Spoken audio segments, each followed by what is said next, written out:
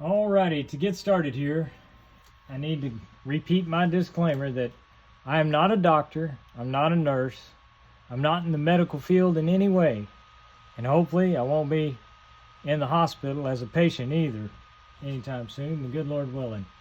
And with that said, without further ado, I'll begin talking about my version of a first aid kit. You do need to use your own judgment and do your own research, and there are going to be some things you need to research because I'm just barely learning about some of this stuff myself, even though my brother created a first aid kit, and this is kind of I'm kind of modeling my efforts on what he did over 30 years ago in the mid 1990s with a tackle box. And I had also had a tackle box for my chef's class that I used for my chef's schools. Plano, I think, was the brand that we used back then, and I think they still make cases, but not exactly the same. And I'm experimenting with different cases, and we'll get into that in a minute. But first, we're going to organize things on paper because there are two factors involved with a first aid kit that is significant. One is space, and one is time. The space, your kit itself needs to be organized, and everything's got to fit in such a way that you're not fumbling over one thing to another. You have to be clear about what's going on. The other thing is time, and the time factor is influenced by how you organize that space.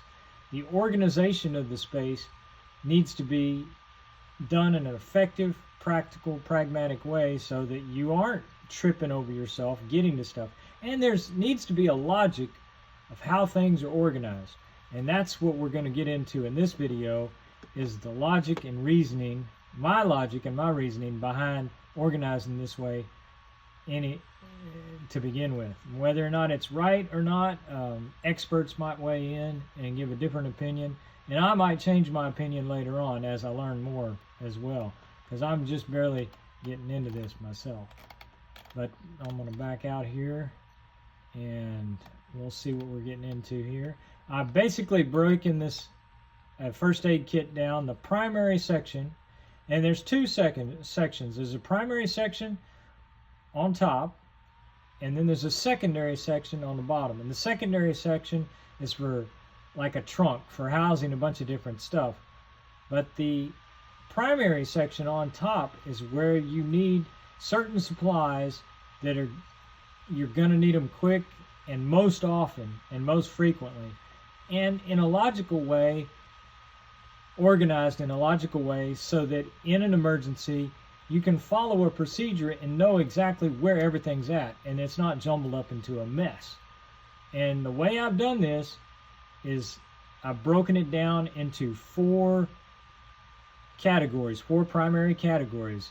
And it just so happens this first aid symbol here, this cross, happens to line up nicely. We're going to do 1, 2, 3, and 4. And I'll show you how that works. And back up here. And in most situations, like with a wound, the first step is to stop the bleeding, stabilize the injury. Now, if it's a different injury from a wound or something, you may need to go to that secondary kit if you need a splint or something like that. But we're going to focus on first here a rupture, a bleed, or something like that, because this will help you deal with, I think, these kind of emergencies. And I'm not an expert. I'm not an EMT or anything like that. They may have other procedures worth considering, and I may update this at a later time. But number one, you want to stop the bleeding, stabilize the wound. Number two, you're going to have to clean it. You need sanitation and sterilization type things like alcohol prep pads for one. And then number three, you're going to have to cover it with a band, whether it be a small bandage in a small incident, or a larger bandage, or a gauze.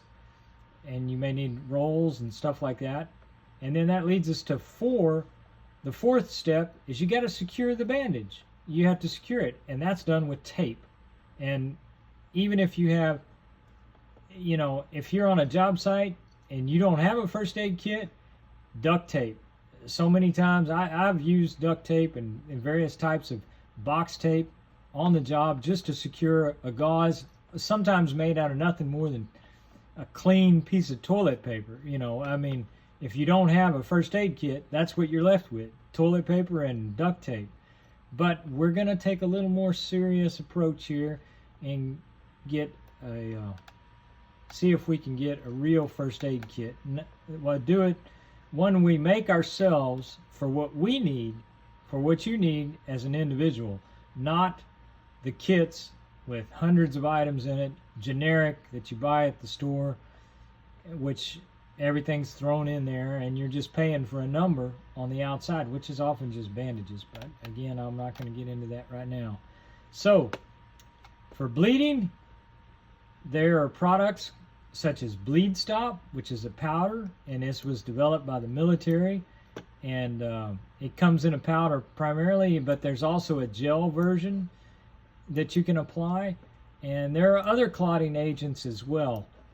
But and traditionally there's a tourniquet, and this section number 1 to stop the bleeding is, we need this first section for set aside for these purposes. Now the tourniquet, it's normally traditionally that should probably, I should probably make that number 1, but the reason I put it last is because there are some issues with tourniquets, and you have to have a little know-how to apply them. You want to apply them like 3 inches above the wound, I believe. I'm not an expert at tourniquets. In fact, I bought some tourniquet pouches thinking there was a tourniquet in them, and all they are is tourniquet pouches from the Army Supply Store. But there's also a tourniquet often, one form of tourniquet is just an elastic band, and basically you wrap it around the limb and tie a knot in it.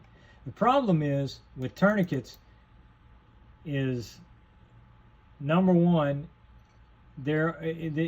traditionally I think there's like a 2-hour limit, something like a 2-hour limit. You need to get to the emergency room or the doctor within 2 hours, because if you leave a tourniquet on past 2 hours, you risk damaging the limb. You starving it of blood supply, and that's a dangerous thing in and of itself. The other thing with tourniquets, which you may not want amateurs applying them, the Bleed Stop might be preferable. The powder and these other things might be preferable, because if you apply a tourniquet and for some reason you go to take it off, it's my understanding that the patient can bleed out and bleed to death very rapidly. So there's a danger, not so much, there's a danger of putting it on, leaving it on too long, but there's also a danger of putting it on and then taking it off. And then just the blood just rushes out, and you've got a serious loss of blood pressure, blood volume. I would imagine the patient might lose consciousness, and there's also an issue, my understanding is of blood is shunting to the extremities in certain ways, and that may interfere with the shunting mechanism of the blood as well. But I won't get into all of that, but that'll leave that to experts. But that's covering the section on bleeding. Now, number 2, we're going to cover a few things here on sanitation and sterilization. You want some alcohol prep pads, and you might also want some sprays. There's some spray-on versions, especially with lighter wounds.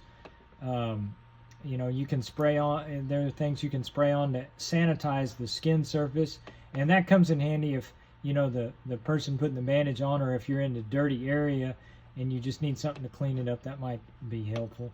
And then, of course, there are antibiotic ointments like Neosporin and things like that. When you put a small bandage on, you usually want to put a little antibiotic ointment on there, because you don't want to get infections and stuff like that.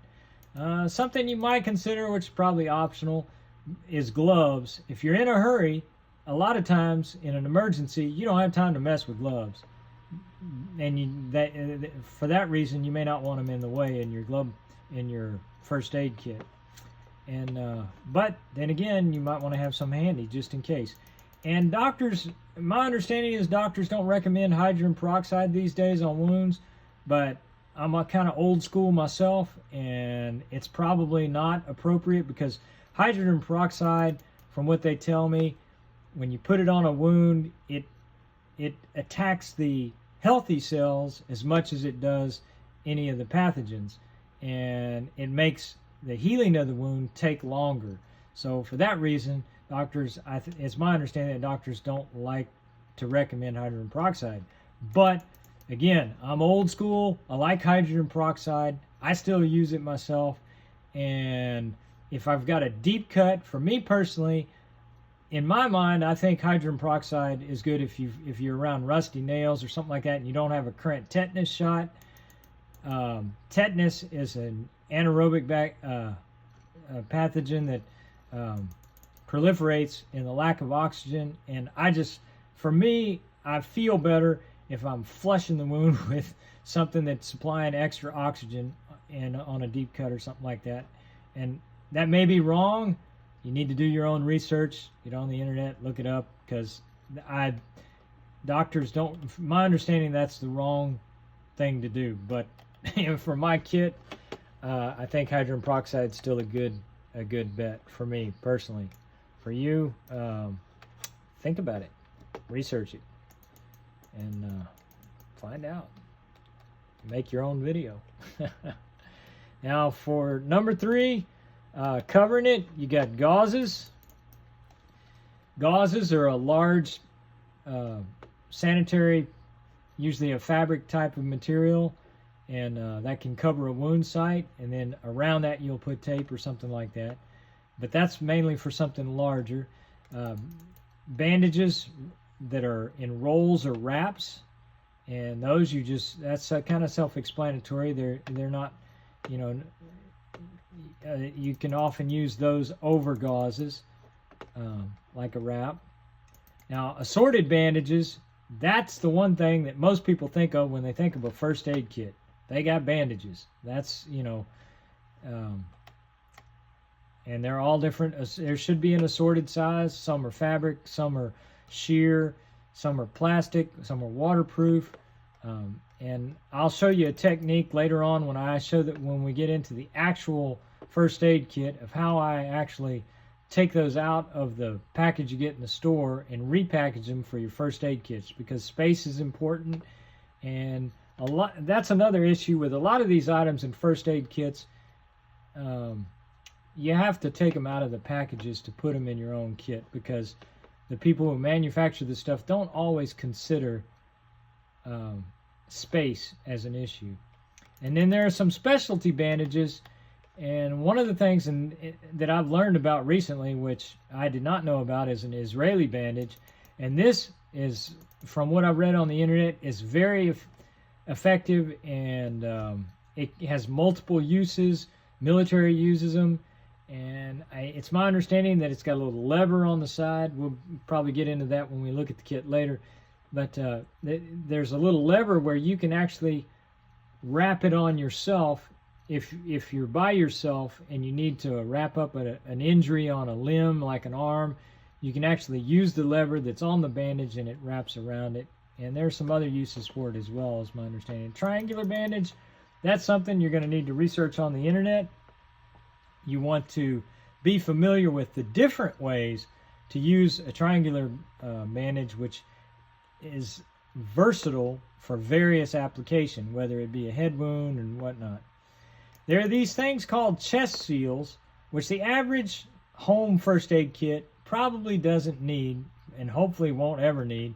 But if somebody gets a gunshot wound or something like that, and you've got a sucking chest wound, a chest seal, they do make these chest seals for this purposes, for some, depending on your situation, if you're in a law enforcement or something like that, you probably want to have a chest seal in your first aid kit. And I read that you can use a piece of plastic, like someone suggested on the internet. You can take the packaging off an Israeli bandage with some duct tape, and you can make your own chest seal. And I'd hate to have to do that in an emergency, but if you got to do what you got to do. And there's this other thing called an OLAES, which I'm not familiar with, but that is also recommended as an alternative to the Israeli bandage, which I don't really know anything about yet, but that's something that I have to research, and you might want to research that as well. And finally, tapes. Tape is very important, and you want a waterproof tape, wide version. You need, and maybe a narrow version as well. You have your surgical tape, and you have some elastic tape. You need some good tapes, maybe made by name brand, maybe a Johnson & Johnson or something like that for your first aid kit. But there are other versions as well. The local drugstores, they have their generic versions, and that's very important. And these sections together need to be clear. These sections need to be clear and labeled, or at least organized. And I recommend that for the top section in your first aid kit. And now if you have a bottom section, it's like a trunk, you're going to have some additional items. Under tools, and I've got first here an eye wash and cup. This is essential for, now this is, you know, if you don't have a bleeding wound to contend with, you might have an issue with the eye, whether it, you know, any type of chemical or anything that gets in the eye, you're going to need a method to wash that eye out as rapidly and as quickly as possible. And with and in the hospital they use a saline solution, and if you have an eye wash kit that comes with a cup, it should already have the saline solution already mixed and prepared in there and ready to go. You want to get that at your local pharmacy. A thermometer, well, that's self-explanatory. You might need that to see if someone's running a fever or something like that. Tweezers, you know, people get splinters and things like that. Sometimes you got to pull something out or get something that's tricky, and tweezers come in handy. There's a method if you're removing insects or bee stings or something like that.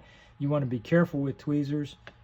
Otherwise, you can squeeze the venom in, and that's another issue to consider. Just in technique, you do need to learn how to use the tools that are in your first aid kit. You want to not just have a first aid kit, but you need to be familiar with what's in it and how to use it. It's a good idea to have some syringes. This is more of a medicine cabinet issue. I don't know if you'll need it that much in a first aid kit, but you might have a need to flush a wound or something like that, and a syringe comes in handy. And there's two types. There's a regular syringe, which is and there's a bulb syringe, which is often used in the ear, nose, and throat section. The ears, they use them in the ear sometimes, and sometimes with children. There's a bulb syringe, which is real small. I'd recommend a little bit larger one, though, because you might need it for something, you know, for flushing. And a regular syringe could do the same thing. And they're pretty cheap, the regular syringe, and that might come in handy as an alternative to the bulb, or both together. And of course you may need some scissors. And by the way, scissors, if you've got a tourniquet kit, like a tourniquet pouch, there's a place to store scissors with your tourniquet pouch as well, if you're going to have a tourniquet pouch in there. But you know, you don't need to take up that much space in your kit. But and then miscellaneous items, blankets. Someone suggested on the internet that you can't go wrong with blankets because they don't do any harm. You don't risk any damage or anything like that. Blankets are, and they provide a sense, you know, it's a good caregiver thing to have on hand, to have blankets. And you might need one in a situation with hypothermia or exposure. And someone else has suggested that you use blankets also can be effective in dealing with burns, as opposed to wrapping or putting something directly on a burn. Sometimes a blanket to cover it, to prevent, you know, I guess, contact or whatever with the environment, but at the same time shielding it somewhat. Blankets might come in handy for that as well. Cold packs, that's kind of self-explanatory. You're going to need those for a lot of different things. They come in handy You know, there's so many cold treatments that you can do for various injuries, illnesses, and all kinds of things. That's something you want to research as well, using cold as a medical application. Splints, that's kind of self-explanatory, but you want to, whatever type of splint you get, you want to go on YouTube or someplace and just do a little research on how to use splints. Face mask, well, after COVID, we all know what that's all about, I guess. CPR equipment, you don't really need a lot of CPR equipment, because the current recommendations, I believe, is not mouth-to-mouth CPR, but just chest compressions with the beat of staying alive, which and then an anti-choking device. I put this down here because I think that's a good idea. I don't have one at the moment, but I can see where something like that might come in handy, and depending on your community, and if they're, you know, or if you're in a restaurant situation or something like that where there's a lot of dining taking place, choking device might come in handy, you know, with your first aid kit. That's not something that is normally thought of. And of course, a defibrillator does not fit in a first aid kit of this nature, but it's something you want to consider if you're putting the first aid kit together. You might think about a defibrillator, an automatic defibrillator device. That might be something worth considering. And lastly, we have medication. And I'm not really going to make a big deal out of the medication you should put in a first aid kit, because the problem is it's going to, there are expiration dates on medication, number one, and there's always side effects with medication. And some medication you shouldn't give in certain situations. So there's, number one, there's a liability issue probably by putting medication in a first aid kit.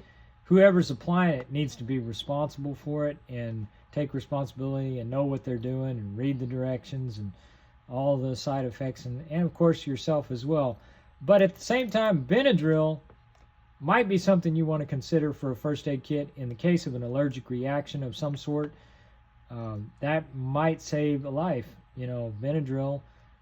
And hopefully people won't use it as a sleep aid, but as far as an allergic reaction.